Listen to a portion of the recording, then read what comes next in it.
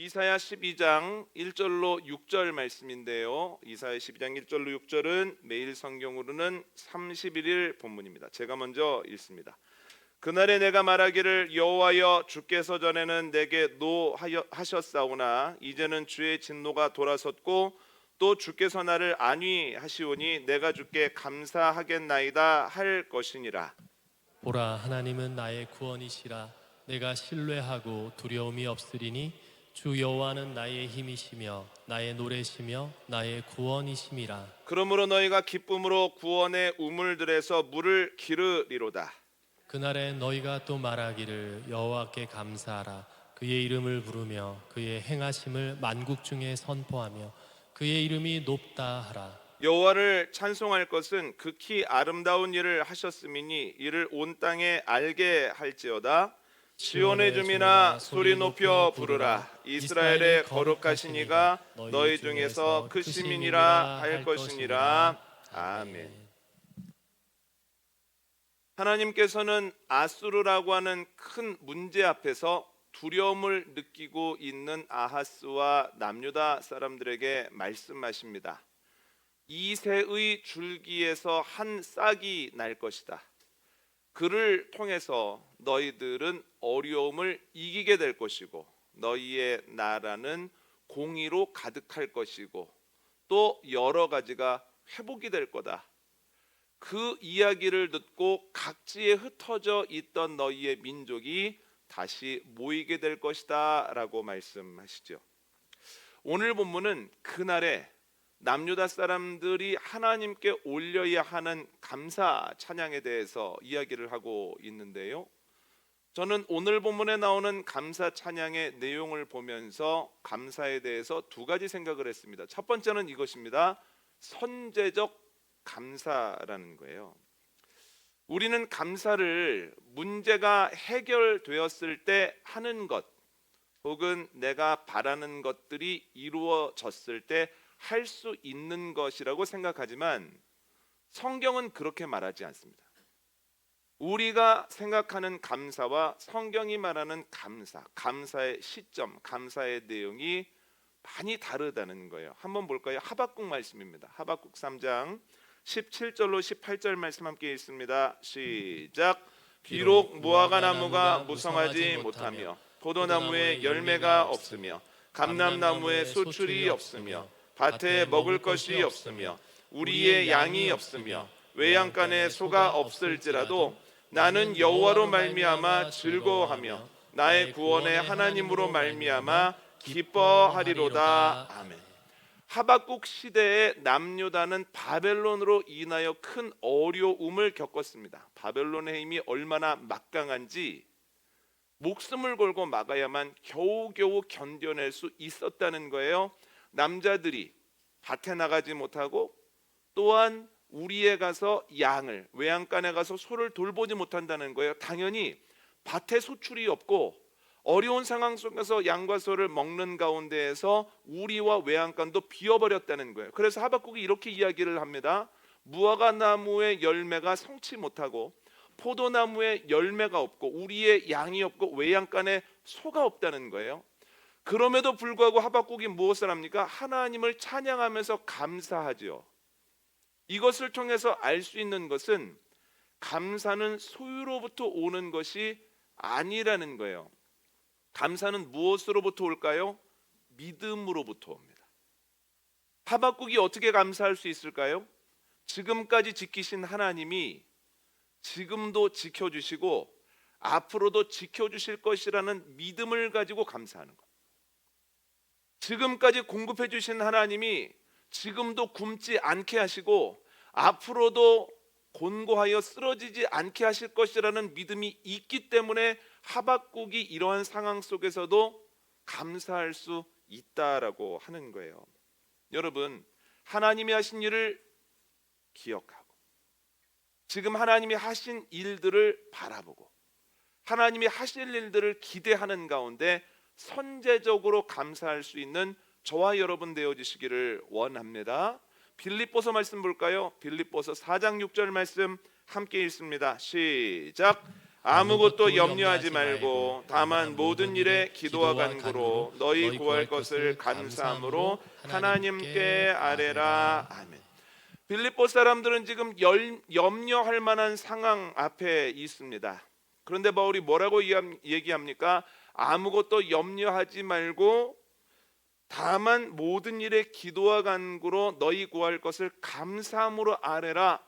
즉 염려할 만한 상황에서 염려하지 말고 감사하라는 거예요.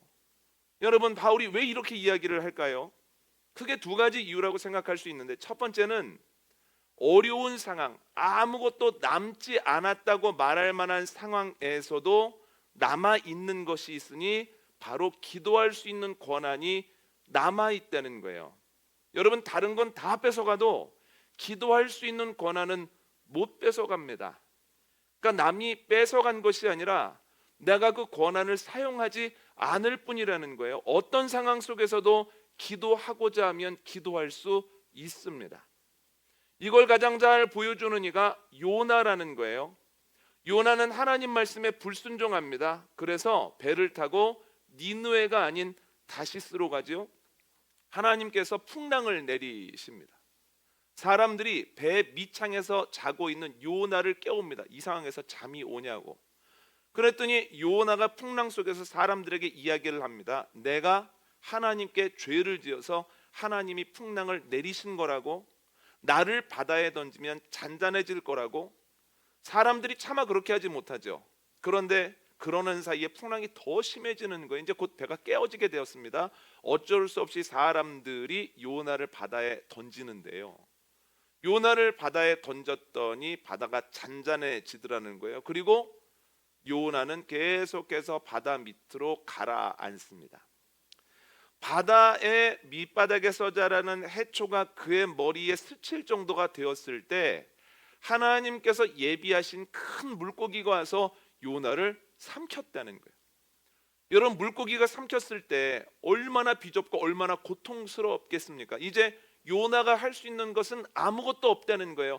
손 하나 까딱하는 것도 어렵고 수만 번 시원하게 쉬기도 쉽지 않은 상황이라는 거예요. 그런데 그 상황에서도 요나가 가지고 있는 것이 있었으니 바로 기도할 수 있는 권한이라는 거예요. 요나가 하나님께 회개 기도를 하죠. 여러분, 어떤 상황에서도 기도의 권리는 박탈당하지 않는다는 거예요. 여러분, 이것을 기억하고, 그래, 내가 어려운 상황이지만 내가 기도할 수 있지, 기도의 권한만은 내가 뺏기지 않았지, 내가 이 권한을 사용해야 되겠다 하는 가운데 기도하고 기도할 수 있음 자체를 감사하는 저와 여러분 되어주시기를 원합니다. 또한 기도해야 되는 또 다른, 감사해야 되는 또 다른 이유는 기도할 때 하나님이 들으시기 때문이에요. 따라 볼까요? 기도할 때 하나님이 들으신다.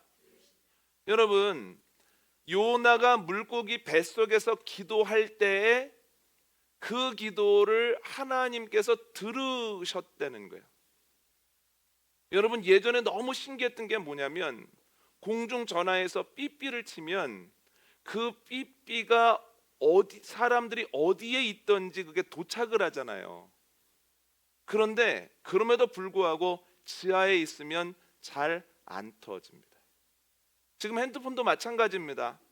아무리 핸드폰이 잘 터진다고 해도 엘리베이터에 타면 잘 터집니까? 안 터집니까? 잘 안 터지죠. 끊겨 들리죠. 그리고 심한 경우는 아예 안 들린다라고 하는 거예요. 그러면 핸드폰이라고 하면 바다를 다니는 물고기 뱃속에서 핸드폰이 터질까요? 안 터질까요?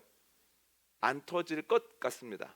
그런데 놀라운 건 핸드폰은 안 터져도 하나님께 올리는 기도가 끊기는 경우는 없다는 거예요. 아무리 밑으로 추락해 있어도 하나님께 올리는 기도는 하나님께 올라간다는 거예요. 아무리 어려운 상황 속에서 아주 작은 소리로 기도해도 하나님은 그 작은 소리까지도 모두 명확하게 들으신다는 거예요. 그리고 하나님께서 그 기도를 들으신 이후에 일하시죠. 요나를 보십시오. 그가 물고기 뱃속에서 기도했지만 하나님이 들으시고 하나님께서 큰 물고기에게 명령하심으로 물고기가 요나를 육지에 토해내지 않습니까? 하나님은 지금도 동일하게 일하십니다. 우리가 바닥으로 갔을 때에도, 우리의 상황이 바닥인 것 같고, 우리의 마음이 바닥인 것 같고, 우리의 관계가 바닥인 것 같고, 우리의 잔고가 바닥인 것 같아도 그 바닥에서 드리는 기도를 하나님께서 분명히 들으시고 이에 응답하신다는 거예요. 그래서 하나님이 들으시고 하나님이 일하시고 그 하나님이 문제보다 크시기에, 우리의 기도된 문제는 반드시 간증이 될 것이기에 우리는 어려울 때에도 염려하지 말고 기도해야 된다라고 하는 거예요. 그리고 더불어 감사해야 합니다. 여러분, 어려울 때, 염려할 만한 일이 있을 때 기도할 수 있음에 감사, 하나님이 기도를 들으심에 감사하는 선제적 감사로 나아가는 저와 여러분 되어주시기를 원합니다. 그런데 신학자 중에 골딩게이라고 하는 사람이 있는데, 골딩게이라고 하는 학자는 감사에 대해서 이렇게 이야기를 했습니다. 감사는 두려움을 내쫓는 신앙적 분투다. 어려운 일을 만나면 마음속에 두려움을 비롯한 부정적인 마음이 확 하고 들어옵니다. 밀려 들어옵니다. 내 힘으로는 막을 수 없습니다. 그런데 그때 어떻게 해야 되는가? 감사해야 된다는 거예요. 감사하면 감사가 마음에 들어온 것만큼 두려움을 비롯한 부정적인 감정이 밀려 나간다는 거예요. 여러분, 빈 컵에 물을 부으면 물이 담긴 만큼 공기가 자연스럽게 빠져나가는 것과 같은 원리라는 거예요. 그래서 감사함으로 두려움, 불안함, 그리고 미움, 원망하고 싶음, 이러한 모든 것들이 조금씩 밀려나가죠. 여러분, 감사함으로 마음의 부정적인 감정들을 밀어내는 저와 여러분 되어주시기를 원합니다. 그런데 이렇게 하기 위해서 우리가 분명히 알아야 되는 것이 있는데, 감사는 감정이 아니라 의지적인 행동이라는 거예요. 의지를 가지고 감사하는 겁니다. 입으로도 계속 감사를 고백하고, 그것도 잘 되어지지 않으면 매일매일 감사의 조건을 5가지, 10가지씩 적어보고 끊임없이 의지를 가지고 감사하려고 노력할 때 내가 감사할 수 있게 되고 감사가 습관이 된다는 거예요. 여러분, 감사가 습관이 된다는 것은, 감사하는 사람은 계속 감사한 것이 보이는데 불평하는 사람은 계속해서 어려운 것, 마음에 안 드는 사람만 보인다는 거예요. 여러분은 어떠십니까? 의지를 가지고 감사를 노력하십니까? 아니면 내게 감사할 만한 일이 있어야 감사하지라고 생각하십니까? 여러분에게는 감사가 습관이십니까? 아니면 불평이 습관이십니까? 감사는 두려움을 이기고자 하는 의지적 행동이라고 하는 것을 기억하고 힘쓰는 저와 여러분 되어주시기를 원합니다. 그런데 설교의 황태자라고 불리우는 찰스 스펄전 목사는 감사해야 되는 이유에 대해서 이렇게 이야기를 합니다. 하나님은 촛불을 보고 감사하는 자에게 달빛을 주시고, 달빛을 보고 감사하는 자에게 햇빛을 주시고, 햇빛을 보고 감사하는 자에게는 해와 달이 필요 없는 영원한 주님의 영광의 빛을 주신다. 그러니까 감사에는 감사를 불러오는 힘이 있다는 거예요. 감사하는 이들에게는 감사할 만한 일들이 이어지지만 불평하는 이들에게는 불평할 만한 일들이 이어진다라고 하는 거예요. 여러분, 스펄전의 말대로 촛불을 보고 감사할 때 달빛에 감사를 하게 되고, 달빛을 보고 감사할 때 햇빛에 감사를 하게 되고, 햇빛을 보고 감사할 때 햇빛보다 더 밝은 주님의 영광의 빛 앞에서 감사하게 되어지는 은혜가 저와 여러분에게 있게 되어지기를 원합니다. 여러분, 걱정 근심 없는 사람은 없습니다. 특별히 자녀에 대한 걱정 근심은 정말 큽니다. 자녀를 생각할 때마다 이 마음이 먹먹해지는 경우도 있죠. 또한 여러 가지로 두려운 경우도 있습니다. 그러나 그때 우리가 해야 되는 것 무엇입니까? 따라해볼까요? 선제적 감사. 선제적 감사. 먼저 감사해야 된다는 거예요. 자녀를 주심에 감사. 또한 자녀를 위해 기도할 수 있음에 감사. 하나님께서 그를 위해서 드린 기도를 들으시고 일하실 것을 감사. 또한 이 감사가 감사로 이어질 것에 대한 감사. 끊임없이 감사의 조건을 찾아서 기도할 때, 선제적인 감사를 할 때 하나님의 때 온전히 그 기도 제목이 간증이 되어질 수 있다는 거예요. 여러분 생각해 보십시오. 저는 이스라엘 사람들이 가나안 땅에 들어갈 때 용사가 되지 않았습니까? 그런데 용사가 되기 전까지 반복적으로 했던 부끄러운 경험이 있는데, 그게 뭐냐면 문제를 만났을 때 그냥 먼저 감사하지 않고 해결해 주실 하나님에 대한 믿음의 고백을 하지 않고 낙심하고 불평하고 원망하고 입에서 날카로운 것들을 막 쏟아냈다는 거예요. 홍해 앞에서 어떻습니까? 매장지가 없어서 우리를 이리로 끌고 나왔어, 내가 안 나온다 그랬지, 이게 뭐야, 막 불평을 했는데 어느 정도 지나자 하나님께서 홍해의 길을 이렇게 내시지 않습니까? 그리고 나면 불평했던 자신이 얼마나 부끄럽습니까? 양식이 없을 때 양식이 없다고 난리치지 않았습니까? 그런데 매일 새벽마다 하나님께서 내려주시는 만나가 내려옵니다. 만나를 주시면서 얼마나 얼굴이 화끈거렸겠습니까? 아유, 그때 가만히라도 있을 걸, 내가 뭐 그렇게 잘 안다고 그렇게 불평하고 하나님에게 뭐냐고 그랬을까 하지 않았겠습니까? 여러분, 우리가 어려울 때 선제적 감사로 하나님께 올려드려야 되는 이유는, 문제가 있을 때 감사하지 아니하면 자연스럽게 불평과 날카로운 것이 나오고, 그 불평과 날카로운 것이 하나님이 일하셨을 때 부끄러운 기억이 되기 때문이에요. 여러분, 요즘 부끄러우면 뭘 찬다 그러나요? 잘 때? 그래, 이불 킥한다 그러잖아요. 이불 찬다고. 너무 부끄러워서. 여러분, 우리가 선제적 감사를 함으로, 그래, 그때 내가 내 마음도 지키고 입술도 지키고 참 잘했어, 그때 기도하기를 참 잘했어, 그렇게 고백할 수 있는 은혜가 저와 여러분에게 넘치게 되어지기를 원합니다. 두 번째는 뭐냐면 주권적인 감사라는 거예요. 하나님께서는 아수르라고 하는 문제를 극복하고 나면 이렇게 감사하라라고 말씀하시는데, 2절 한번 읽어볼까요? 2절 함께 읽습니다. 시작.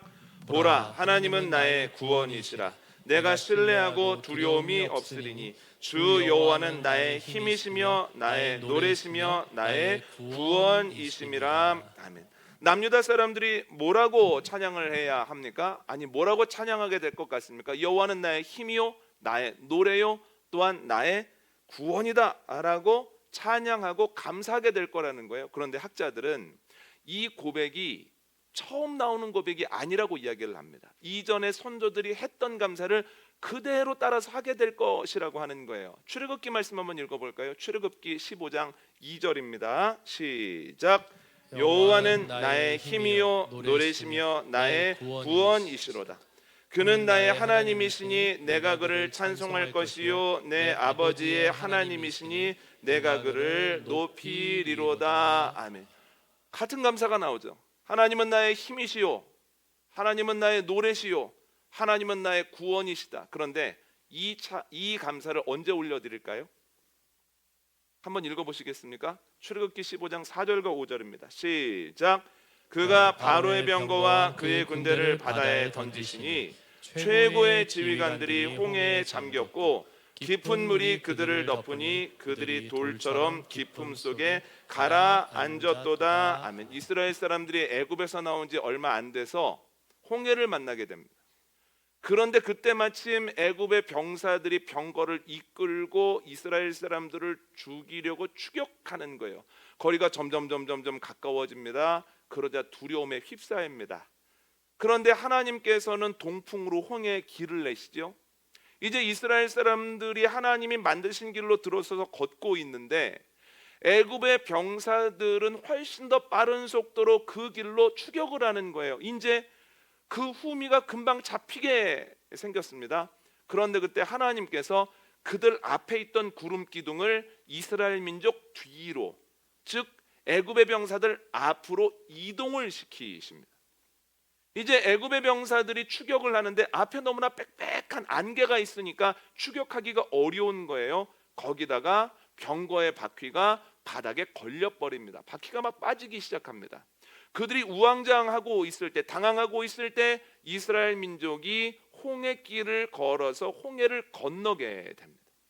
그들이 다 건너자마자 하나님께서 모세에게 말씀하십니다. 이제 네 손을 내밀어서 홍해가 다시 하나가 되게 하라.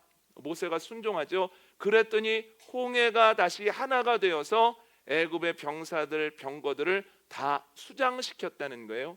이스라엘 사람들이 홍해를 건너서 뒤를 돌아보니 애굽의 병사들과 병거들이 수장된 증거들이 여기저기에서 떠밀려 오더라는 거예요. 이 모습을 보고 이스라엘 사람들이 이 찬양을 한 겁니다. 여호와는 나의 힘이시오, 여호와는 나의 노래시오, 여호와는 나의 구원이시다. 이 고백을 했다라고 하는 거예요. 여러분, 그런데 하나님께서 아수르를 이기고 나면 이 고백을 하게 될 것이다 라고 말씀하시죠. 그 이유는 아수르가 그 당시에 애굽만큼이나 강력하기 때문이에요. 여러분, 그 당시에 이스라엘 사람들이 아무런 무기도 갖지 아니하고 아무런 훈련도 받지 못했는데 그들이 애굽의 병사들과 맞서 싸워 이길 수 있겠습니까? 그들의 힘으로 홍해를 건널 수 있겠습니까? 그럴 수 없다는 거예요. 그런데 하나님의 전적인 능력과 은혜로 애굽의 병사들의 추격을 따돌렸다는 거예요. 그리고 따돌렸을 뿐만이 아니라 그들이 수장되어짐으로 다시는 그들에 대한 염려를 하지 않게 되었다라고 하는 거예요. 그런데 여러분, 하나님께서 동일한 일을 하시죠. 아수르가 얼마나 강력한지 이스라엘 사람들이 힘을 모은다고 작전을 잘 세워본다고 이길 수 있는 대상이 아니라는 거예요. 그런데 하나님께서는 아수르라고 하는 문제를 극복하게 하시고 아수르가 내적 문제와 외적 어려움으로 와르르 무너지게 하심으로 다시는 아수르 걱정은 하지 않게 하나님이 일하셨다는 거예요. 그래서 여호와는 나의 힘이시요, 여호와는 나의 노래시요, 여호와는 나의 구원이시요 라고 하는 이 고백은 내 힘으로는 해결할 수 없는 문제가 하나님의 은혜로 해결되었을 때, 그리고 다시는 그에 대한 걱정을 하지 않게 되었을 때에 할 수 있는, 해야 하는 찬양과 감사라는 거예요. 여러분, 이 감사를 우리도 하게 되어지기를 원합니다. 우리 가정도 하게 되어지기를 원하고 우리 교회도 하게 되어지기를 원합니다. 내 힘으로 할 수 없는 것들이 있습니다. 아무리 생각해도 극복하지 못할 것도 있습니다. 그런데 하나님께서 하심으로 야, 하나님은 나의 힘이시오, 하나님은 나의 노래시오, 하나님은 나의 구원이시오 라고 고백할 수 있게 되면 얼마나 감사합니다. 그뿐만이 아니라 그때 잠깐 해결되어지고 또 걱정하고 또 염려하는 것이 아니라 그 문제가 근원까지 해결되어짐으로써 그때 이스라엘 사람들이 했던 것처럼 여호와는 나의 힘, 여호와는 나의 노래, 여호와는 나의 구원에 대한 고백을 할 수 있는 저와 여러분 되어주시기를 원합니다. 그런데 하나님께서 왜 이렇게 말씀하실까요? 하나님, 당연히 내 힘으로 이길 수 없는 문제를 이기고 그리고 그 문제에 대해서 다시는 걱정하지 않게 되면 당연히 감사 찬양이 올려지는 것 아닙니까? 자녀에 대한 문제가 해결되거나 물질에 대한 문제가 해결되거나 관계에 대한 문제가 해결되거나 사람의 심령에 관한 문제가 해결되어지면 당연히 감사하는 것 아닌가요? 말씀 안 하셔도 감사합니다 라고 생각하실 수 있겠지만 여러분, 성경을 보면 그렇지 않다는 거예요. 누가복음 14장에서 하나님은 나병 환자 10명을 고치십니다.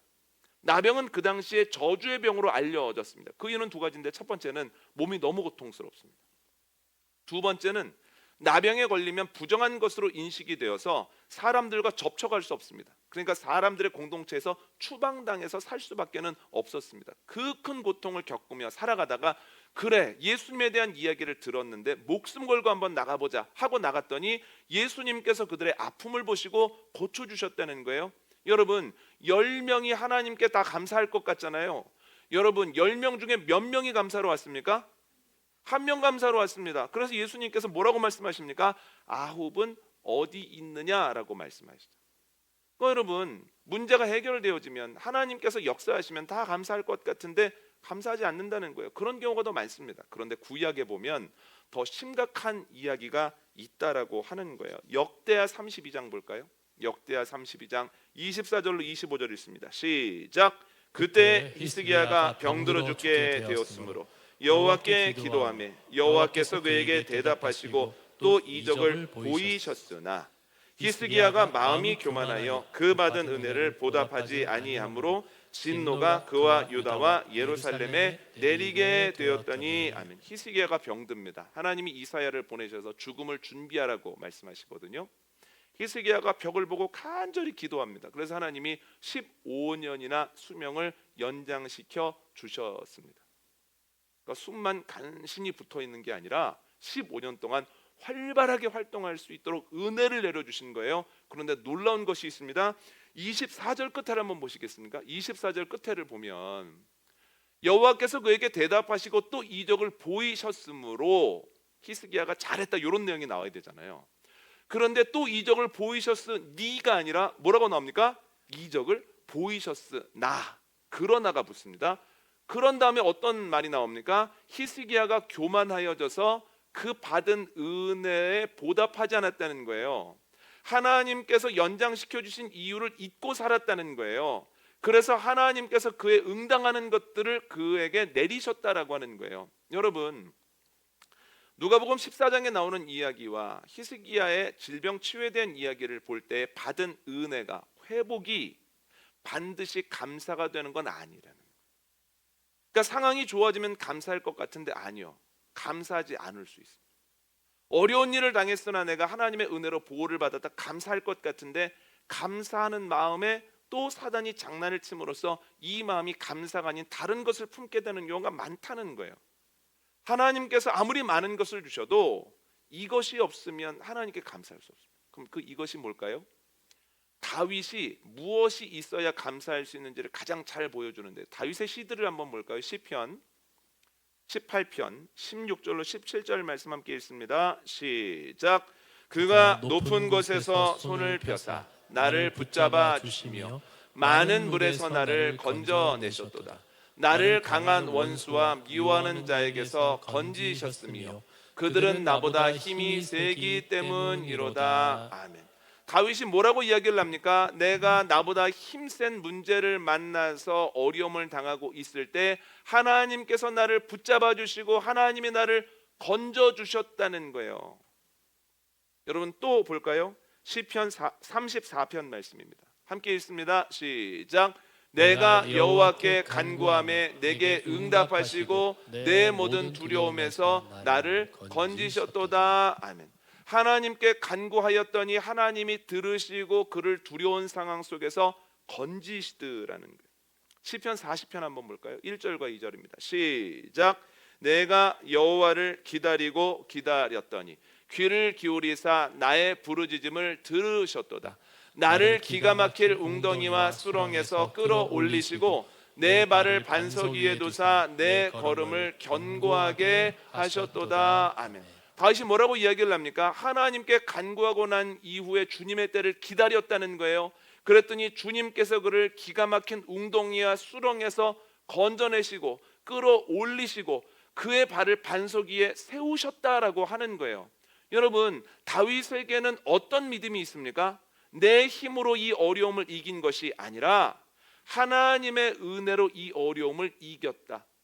나의 힘으로는 이길 수 없는 문제들이었으나 하나님께서 내가 기도할 때 들으시고 하나님께서 나를 건지시고 나를 끌어올리시고 내 발을 반석 위에 세우심으로 내가 흔들리지 않게 하셨다라고 하는 그 믿음이 다윗에게 있었다라고 하는 거예요. 그럼 여러분, 무엇이 있어야 감사할 수 있습니까? 믿음이 있어야 감사할 수 있다는 거예요. 나의 나된 것은 하나님의 은혜다라고 하는 믿음이 있어야 감사할 수 있다는 거예요. 이 문제 해결이 내 힘이나 혹은 내 노력이 아니라 하나님의 그 은혜로 인한 것임에 대한 믿음이 있어야 하나님께 감사를 올려드릴 수 있다는 거예요. 이 말씀을 하나님이 남유다 사람들에게 하실까요? 아수르라고 하는 큰 문제를 이겼을 때 분명히 내가 열심히 힘써서 그래, 지도자의 지도력이 훌륭해서 그래 라고 생각하기가 쉽기 때문이에요. 그래서 여러분, 성경에 가장 많이 나오는 단어가 뭐냐면, 많이 나오는 단어 중에 하나는 뭐냐면 교만입니다. 교만이 뭡니까? 하나님의 은혜를 생각하지 아니하고 내 힘과 능력이라고 생각하는 거죠. 여러분, 우리에게 하나님이 하셨음에 대한 믿음이 있기를 원합니다. 그랬을 때 하나님께서 주신 것 앞에서, 하나님이 하신 일 앞에서 하나님께 마땅히 올려드려야 되는 감사를 올려드리는, 그 감사가 감사로 이어지는, 촛불과 같은 감사로 시작했다가 주님의 영광의 빛 앞에서 올려드리는 감사를 올려드리는 하나님의 자녀들, 복된 인생 되어주시기를 원합니다. 오늘 말씀 정리합니다. 하나님의 자녀들이 마땅히 드려야 하는 감사가 있는데 첫 번째는 선제적 감사입니다. 하나님께서 지금까지 지키셨음을 믿고 앞으로도 책임지실 것을 믿는 가운데 감사, 기도할 수 있음에 감사, 기도하면 들으시고 하나님께서 일하실 것을 믿고 드리는 감사라는 거예요. 두 번째는 주권적 감사입니다. 지금 여기까지 온 것이 내 힘이나 능력이 아니라 하나님의 은혜 덕분임을 깨달을 때, 믿을 때만 드릴 수 있는 감사가 주권적 감사입니다. 여러분, 우리의 삶에 어려울 때는 선제적 감사, 평안할 때에는 주권적 감사가 넘치게 되어지기를 원합니다.